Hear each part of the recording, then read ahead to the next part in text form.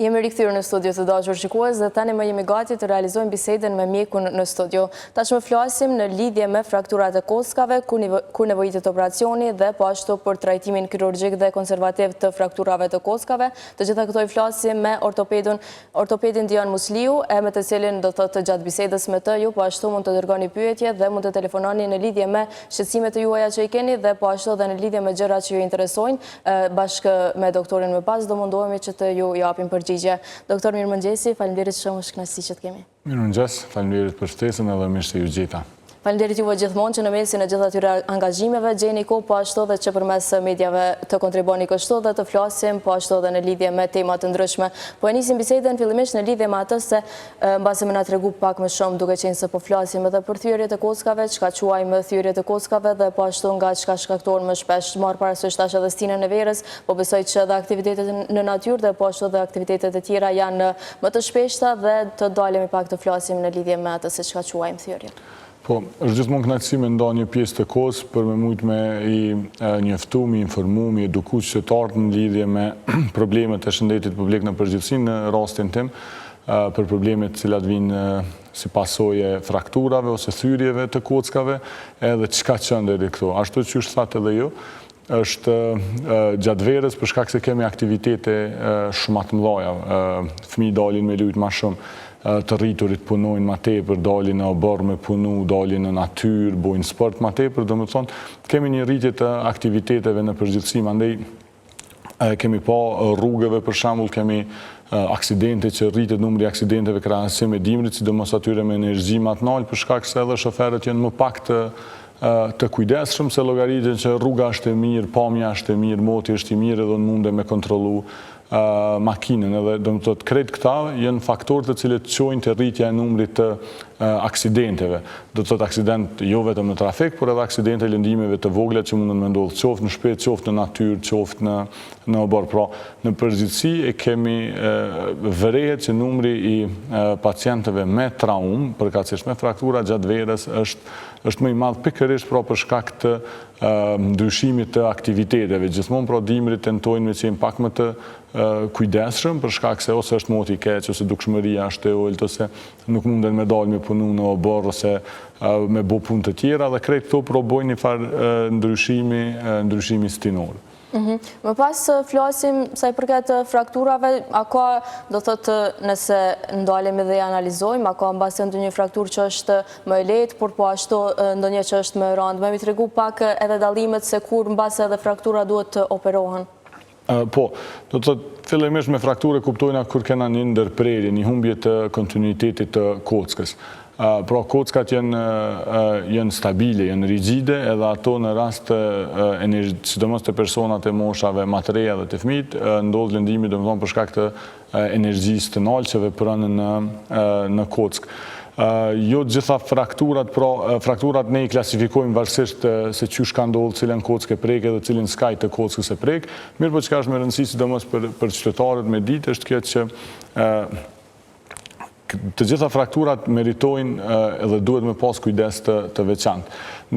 Normalisht që ka frakturat të cilat mund të themi që janë më të lehta edhe më të vështira, por shumë shpesh një frakturë e lehtë më na paraqit problem më tepër në kuptimin e ngjitjes në krahasim me një frakturë tjetër më të komplikuar. Pra nuk është gjithmonë, si më thonë, një dhe një bujnë dy, mirë po secila frakturë meriton kujdesin e vet.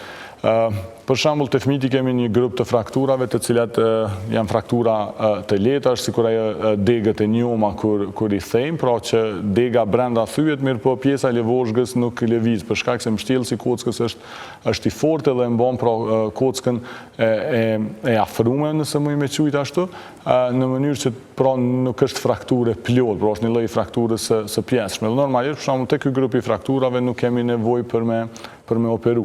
Në anën tjetër kemi frakturat të cilat janë fraktura që ndodhin për shkak të energjisë lartë në aksidente trafiku, rrëzime nga lartësia, pastaj fraktura që mundën me ndodhë gjatë aktiviteteve sportive, të cilat din me qenë pro të një natyre ma të vështirë, ashtu që është pra ma të rana, edhe ato pro kanë me kërku trajtim operativ. Se cila fraktur pro duhet me pas kërkën kujdesin e vetë edhe klasifikimin adekuat, dhe në bazë të asaj ne vendosim se a duhet me u operu apo duhet me u trajtu në mënyrë konzervative. Kur themi në mënyrë konzervative, i bie që duhet me u vendos një splint ose një gips, edhe mandej që ajo fraktur duhet me u përcjell për 2 deri në 6 javë zakonisht, por ndonjëherë në raste caktuara shkon deri në 12 javë. A duhet me u operu gjitha frakturat? Jo, nuk është e domosdoshme që me u operu, nëse një fraktur është, le të themi, më e thjesht, nuk është shumë e dislekume, pra nuk ka dalë prej vendit 2 fragmentet kockore, nuk janë të larguara njëna me tjetrën, boshti i kockës ka mbetur i ruajtur, atëherë pra ne mundemi me vendos një gips edhe me përcjell me atë gips, pra pacientin për javët në vijim për me pa që shkon. Nëse kemi një fraktur, le të themi, që ka përfshi nyjet, kyçin e dorës, brylin, krahun, kërdhokullën, gjurin ose kyçin e këmbës, atëherë në këto raste gjithmonë pra thuajse gjithmonë duhet që me pas një nevojë ose ka nevojë për ndërhyrje kirurgjike. Dhe me kirurgji ne bëjmë që të kthejmë pra qatë fragmentet ose copat e kockës të cilat janë të dislokuara, që janë të zhvendosura njëna prej tjetrës, ne duhet me afru, me kthy pozitën anatomike, ashtu që ka qenë nyja ma herët, pra për atë sa është e mundur, edhe mandej me u fiksu me plak, me shufra intramedullare, pra varësisht prej llojit edhe natyrës së frakturës, i kemi edhe mjetet me cilat ne e bojmë fiksimin, do më thonë plaka, shufra, vidat e kështu me radhë. Pra, krejt kjo varet prej natyres së lëndimit, moshës pacientit, edhe mënyrës jetesës që bën. Shpesher kemi pacient të cilët për shembull refuzojnë operimin, thonë s'po du me u operu.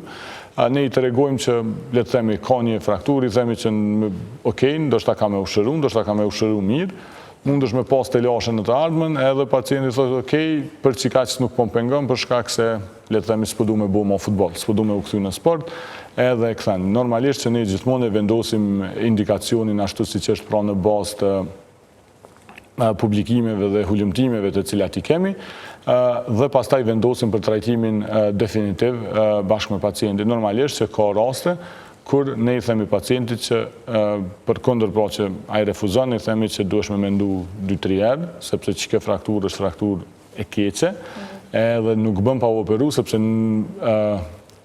ka me pas limitim shumë të madh, do me thonë, gjatë në të ardhmen pas shërimit të frakturës, ose nuk kemi me pas shërim të plot të frakturës. Doktor, ne, si që përmenda, do kemi mundësi që të marrim edhe pyetje nga shikuesit, tashmë kemi disa prej pyetjeve të cilat unë po i lexoj.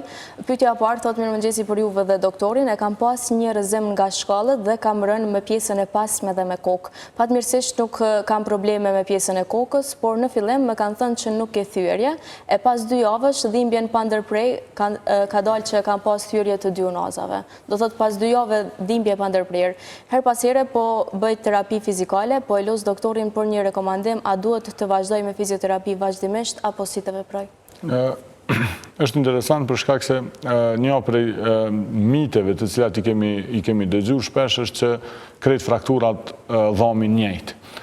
Mirë, po shpesher për shembull tek rastet e frakturave që ndodhin në vertebra, në unaza, shpesher pacientët nuk kanë aq shumë dhimbje, ose tek rasti i teleshikuesit kemi për shembull kur ka pasur një lëndim në kokë, edhe ndoshta komplet vëmendja edhe e pacientit, por edhe e stafit shëndetësor ka qenë te koka edhe nuk e ka referu, do të thotë në dhimbje shumë të madhe në shpinë, ose nuk është vrejt fillimisht në rentgen nëse është realizuar rentgeni, por edhe ka mujt me ik pa u vrejt fraktura. Edhe mandej për shkak se kur është qetësu dhimbja e kokës, kur i kemi qenë të sigurt që nuk ka ndonjë proces që ka mujt me qenë jetë kërcënues, atëherë pra ka fillu me kalimin e kohës ose ditëve edhe dhimbja e shpinës, edhe ka bu pacienti ekzaminime shtesë edhe ka vrejt që ka një frakturë përkatësisht 2 tek rasti konkret. Për me ditë pra se a duhet me vazhdu me pas fizioterapi, neve na vjen me ditë koha, për shembull të një pacient që kanë kalu për shembull le të themi tek unaza 6 javë, pra edhe mundemi me vertikalizu pacientit, mundet me ecë, nuk ka dhimbje në shpinë, nuk ka mpirje të këmbëve ose të gishtërenjeve, atër mundet me fillu me terapi fizikale. Terapia fizikale pra vendoset si pas protokollit nga ana fiziatrit, realizohet nga fizioterapeuti. Gjithmonë është mirë me prasht protokoll që gjithmonë mas frakturave me kthy lëvizjen përmes terapisë fizikale, kurse përveç terapisë fizikale ka me i ndihmu shumë edhe noti. Prandaj, varsisht prej kohës që është, nëse kanë kalu, le të themi, 2-3 muaj prej frakturës, edhe kjo ka fillu me ndihma mirë, mundet me ecë, mundet me vazhdu prap me terapi fizikale. E kemi edhe pyetjen tjetër, ku thotë se çka është osteoporoza dhe qysh menaxhohet, a ka shërim? Osteoporoza është një gjendje ku kemi rrallim të kockës, zakonisht pra vjen sidomos tek femrat pas menopauzës, mirë po është sëmundje e moshës. Me që rast pra kemi rrallim të kockës edhe frakturat osteoporotike janë shumë të shpeshta. Zakonisht ndodhin tek kërdhokulla, i quajmë si frakturat të fragilitetit ose të kuka. Shpeshari kemi dëgju pacientët të thonë ka pas një familjar fraktur të filgjanit ose diçka të ngjashme. Këto pra janë frakturat të fragilitetit, janë frakturat që vijnë për shkak se kocka është e dobët, edhe janë frakturat që ndodhin me energji të ulët. Për shembull është një i moshuar që është të ecë në shtëpi, rrëzohet në tepe rrëshqet, edhe ka një frakturë që mund të qenë qoftë në kuk, kërdhokull, apo edhe në shpinë, për shkak se janë pjesët ku mas shpeshti ndodh fraktura. Këto janë frakturat të cilat mundet me ardhur por edhe që kërkojnë trajtim të veçantë për shkak se mundet me ndodhë që edhe mortaliteti, pra vdekshmëria, është më e lartë tek pacientët që kanë frakturë të kërdhokullës, janë ato folë për moshat pas pensionimit, pra moshat e shtyra pas moshës 65 vjeçare. Këto ne i kemi edhe i mbështetur me hulumtime që i kemi realizu këtu në vendin tonë, pra hulumtim original tonin, ku kemi pa pra që vdekshmëria rritet shumë tek rastet të cilat kanë pas do të thotë vonim të ndërhyrjes kirurgjike pas këtyre frakturave. Prandaj, osteoporoza është një gjendje e cila kërkon kujdes, duhet me u diagnostiku sa më herët që me njoftu pacientin për problemet edhe për pasojat të cilat munden me ardhë. Nuk mundemi me thonë që ka shërim që si me thonë ki osteoporozë sot edhe mas 2 vjetë s'ki me pas. Mirë po që ka mundemi me bojen, fillimisht terapia medikamentoze, kalciumi, vitamina D, i bandronatet, të cilat e ushqejnë kockën për atë sa munden, pra me ushqy edhe me rrit densitetin e kockës, modifikimi i aktivitetit fizik, pra edhe e tjetra madej është kujdesi që duhet me pas pacienti viteve në vazhdim që me urujt prej aksidenteve të vogla të cilat munden me ndodhë. Kemi edhe një pyetje tjetër, doktor. Thotë e kam pas një lëndim vite më parë, ku kam pas zgjatje të ligamenteve. E kam trajtu me terapi fizikale, po prej asaj kohe më nuk është se kam bërë ndonjë terapi. Dhimbjet më shfaqen veç në ndryshimet e motit ose kur eci gjatë. Tash kjo është një temë pak më ndryshe, për shkak se po thotë që ka pas një lëndim ligamentar, fillimisht duhet me ditë tek cila nyje ka pas. Ligamentet janë ato strukturat të cilat e lidhin kockën me kockë, pra zakonisht i kemi afër nyjeve, dhe duhet me ditë cila nyje është, çfarë lëndimi ka qenë, a ka qenë rupture plotë e ligamentit, çysh është gjendja e atij ligamenti, kurse kjo pjesa që e lidh me motin, pra shumë shpesh kemi edhe tek frakturat, edhe të lëndime tjera, pra kemi ndryshime të cilat pacientët gjithmonë e referojnë me ndryshimin e motit, pra që paka shumë i afrohen edhe spektrit sëmundjeve reumatizmale. Për shkak se vetë organizmi është ashtu që reagon pra në raste të tilla. Mirë po terapia fizikale gjithmonë ndihmon, sidomos te lëndimet e nyjeve dhe ligamenteve, për shkak se ofron e rrit stabilitetin e nyjes edhe rrit atë që ne e quajmë propriocepcion, që i bie truni jonë e din ku është nyja në hapësirë. Dhe kjo pra ndihmon shumë në këtë rast terapia fizikale për rehabilitimin e problemeve që janë me nyje përkatësisht ligamente.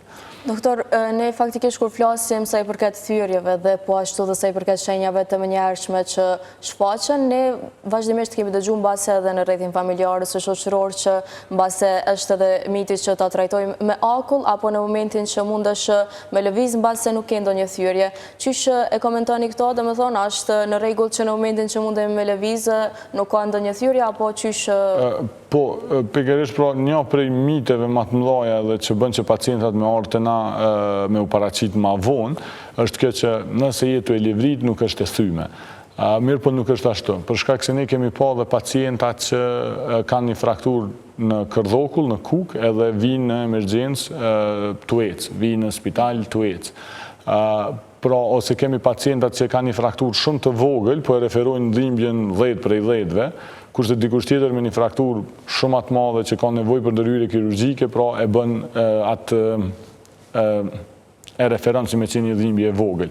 Pra, kjo është një problem për shkak se dikush ka me mujt me lëviz, ka me mujt madje edhe me ecë me një fraktur të ekstremitetit poshtëm, e dikush tjetër jo. Prandaj, një prej gabimeve që ndodh mas shpeshti, pas lëndimeve, sidomos lëndime që mundën me ndodh në sport, lëndime që vijnë prej aksidenteve, lëndime që vijnë prej rënjes nga lartësia, por gjithmonë duhet me pas vëmendjen e mjekut, për shkak se është shumë e rëndësishme me pa dhe me definu. Nuk do me thonë që nëse mundesh me lëviz ose mundesh me shkel, nuk është fraktur.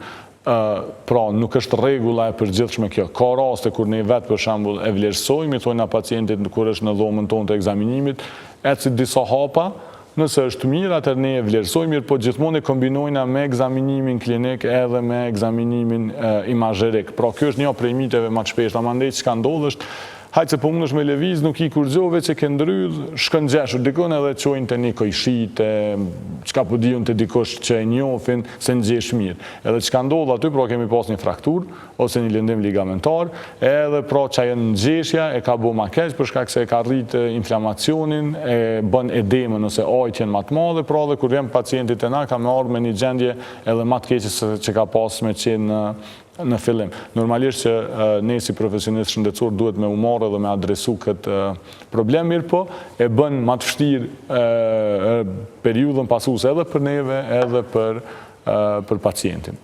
Doktor, më pas kur flasim sa i përket edhe kohës së shërimit, a ka dallim sa mundet me të marrë kohë shërimi edhe a ka dallim do të thotë sa i përket grup moshave? Po, kjo është prap kemi mitet të cilat i dëgjojmë gjithmonë lidhur me këta, për shembull thotë dikush, po çdo kos shërohet për 3 javë. 3 javë me gipsin edhe e lën. Prapë edhe kjo është një mit tjetër i cili duhet me u largu, për shkak se kockat e ndryshme shërohen ndryshe. Ekstremiteti i poshtëm, për shembull, këmba, kur kemi frakturë në këmbë, normalisht trajtimi ka me shku ma gjatë, sepse nuk kemi me mujtë me lëshu pacientin, me lëshu peshën e plot, deri sa të shkojnë, le të themi, minimalisht 6 javë. Do shta mundemi me shku, le të themi, 3 javë pa peshuhes, 3 javë me peshim parciali, dhe mandej mas javës 6 kemi me fillu me peshim të plot. Tash, doktor, po mduket që kemi një të... Okej, mandej vazhdojmë. Alo, përshëndetje. Mirëdita. Përshëndetje. Po thras nga Suedia, veç nejse së është në rëndësi. Dashta me pyet doktorin. Unë e kom pas një thyrje për funi krahut, edhe kom qenë në Kosovë, edhe jom shku në spital. E aty ma kam nu gipsin, krejt dorën e kom pas me gips. Kështu që ma 3-4 vite e marrë në Suedi, kom qenë të ortopedi këtu, edhe ata kanë thonë se gabim ka qenë ky trajtim, ma kanë hek gipsin, më kanë qitë një farë si kur traka, si thojnë asajna që e ma në dorën, edhe krejt kohën jo me ata. Edhe kom ma let, po është hala, po me ndoj dora, është hala e lëndume, po shkojnë në fizioterapi. Mili herë si kom marrë këtu, unë kom fillu me fizioterapi, edhe që kom pas dhimt. Para sove ka qenë lëndimi, Zoj? Kjo ka qenë me 22 prill, që 3 muaj. Okej. Ajo që ta kanë vendos mjek në Suedia ka qenë fort, apo ka qenë but? Ajo traka që pe qunë? Po, është e but ajo, ka but me flejt, me te, me lëviz, po ka qenë e but. Okej, nuk e. është kështu si kur trak me mbaj dorën, po pa gis. Si me ju spjegu, keni dhe ju ato, 100%. Po. është e katërt. E kam të qartë. Edhe mi njerë kom fillu me fizioterapi. S'kan prit për me ushëru apo di shka, por normal që e kom pas shumë shtirë. Që ta dashta me ju pyt, shka kjo metodë, këta këtu thonë jo, ata atje mi njerë ma kam nuk dorën në gips. E kështu që Po. për shkak krahut, që nuk është aty pozita për ku vënohet gipsi. Aty në përfuni krahut e kom nu. Po më kom pas thyrjen. Thyrjen e ke pas përfuni krahut, pra për mi brylla, po? Jo, është mesi i bryllit edhe krahut, si me thonë. Në rregull, po për kuptoj. Faleminderit shumë për telefonatën tash, bashkë me doktorin po mundohemi që të japim edhe një përgjigje sa i përket shqetësimit të zonjës. Po, kjo është një problem, do të thotë shpesher shkollat të ndryshme preferojnë një trajtim të ndryshëm që nuk do me thonë që është i gabu. Nëse kemi pas një fraktur, që është tha Zoja në mes të bryllit edhe krahut, i bjen ka qenë kocka e krahut që ka qenë e thyme, nëse ka qenë fraktur, pra dhe është vendos gipsi, po supozoj që Zoja ka qenë ndoshta në qendrën emergjente ose dikun tjetër me një qendër, ku për shembull sidomos në sistemin publik nuk kemi arm slinga quhen këto, pra janë vajcet, cilat e vendosin dorën edhe dora rrin e varur në to. Ne shpeshherë pra, sidomos kur pacientët trajtohen në sistem publik, për shkak se mungojnë ato, do të me improvizu me ndonjë fashë ose diçka. Kjo është e para. E dyta, do të me pa natyrën e kockës, nëse ka qenë një fraktur, le të themi lehtë që veç ka mujt me u vrejt, ndoshta ka mujt me qenë edhe kjo forma adekuate, do të thotë që me u vendos vetëm një arm sling ose mitell e quajmë.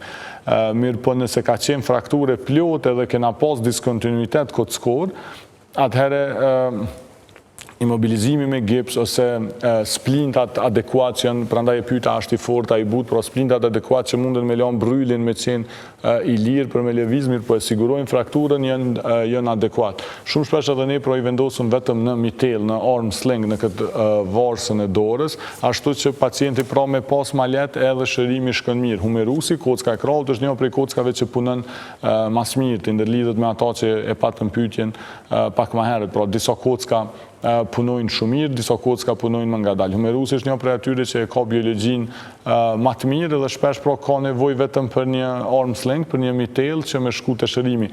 Për mja dhon përgjigjen adekuate se kush e ka pas mirë, nëse mundem me thonë ashtu, është pak problem pa e pa frakturën. Nuk mundemi me thonë pa e ditë sakt çka është. Normalisht duhet me ditë edhe ka pa atje ortopedi apo ka pa mjeku i shtëpisë, që shqyqujnë ata për shkak se plot herë edhe ne kemi raste kur në vende perëndimore për shkak se nuk referohen te specialisti në mënyrë adekuate, por trajtohen nga mjeku familjar përkatësisht që shqyqujnë ata mjeku i shtëpisë, atëherë shpeshherë na vijnë pacientat me nën trajtim. Pra dhe që është prapë problem për shkak se vinë me vonesë dhe kemi shumë probleme me rregullu, mirë po në përgjithësi tek krahu ne i kthejmë pacientat relativisht shpejt në rehabilitim, ashtu që shka ndodhë, kështu që normalisht që është me dhimbje, mirë po mundet me pas. Ka njerë ndoshta gipsi ka mujt me qenë vetë si masë mbrojtëse, për shkak se mjeku që e ka pa ndoshta ka mujt me u shqetësu, varësisht prej moshës, prej shkaku që ka mujt me u rreziku ose me u rrëzu prapë, dhe ka njerë i vendosim disa herë vetëm si masë mbrojtëse, për shkak se gipsi përveç që ndihmon do më thotë në stabilitetin e kockës, ka me ndihmu do më thonë edhe në qetësimin e dhimbjeve për shkak lëvizjeve. E nëse nuk e ki për shembull një arm sling, mja vendos pacientit, po e ki një gips, ja vendos një gips edhe mandej në kontrolën tjetër ja ik. Është pak vështirë me përcaktu, mirë po ka shumë shkaqe. Një diçka tjetër që ka shumë e rëndësi me ditë, të gipsi është se pacientët mendojnë që gipsi e shëron kockën, mirë po në fakt kocka shërohet vetë, është një prej indeve që ka biologjinë më të mirë, funksionon më së miri prej gjitha indeve për shkak se shërohet pa lënë vrag. Për shembull na e prejna lëkurën, po na merr një vrag, një cicatrix, një shaj. Kocka shërohet shumë mirë, ka fazat e veta të shërimit, edhe është një prej indeve që mundet me u riprodhu, pra prodhohet kockë e re, formohen urat në mes të skajeve të frakturës, edhe pra fillimisht pra shkon që kjo pjesa java e parë, ku kena veç fazë inflamatore, mandej kena formimin e asaj që na e quajna si kallus i butë dhe pastaj të fortë, do të thonë ku fillon mu kocgëzu që mu lidh ura në mes të dy fragmenteve, edhe mandej kena qatë fazën e fundit që është remodelimi që zgjat me disa vjet. E gipsi në këtë rast veç e ofron një lloj të stabilitetit që biologjia me punu mirë. Pastaj i kemi rastet e duhan përzve që pengon, pra duhani është një prej shkaqeve që pengon mas shumë të biologjinë e kockës, për ndërlidhe me ata që kem të bisedu para telefonatës. Pra, ka shumë shkaqe të cilat ndikojnë mirë ose jo mirë. Në këtë rast, për shembull, gipsi është prej atyre që ofron stabilitetin, duhani e pengon biologjinë e kockës bajagishëm. Doktor, kemi ardhe në fund të bisedës, faleminderit shumë për kohën, faleminderit që ishe këtë mëngjes me ne dhe faleminderit shumë po ashtu dhe për këshillat dhe për përgjigjet që i dhe për shikuesit tanë. E vlerësojmë shumë. Faleminderit shumë për ftesën, ishte kënaqësi.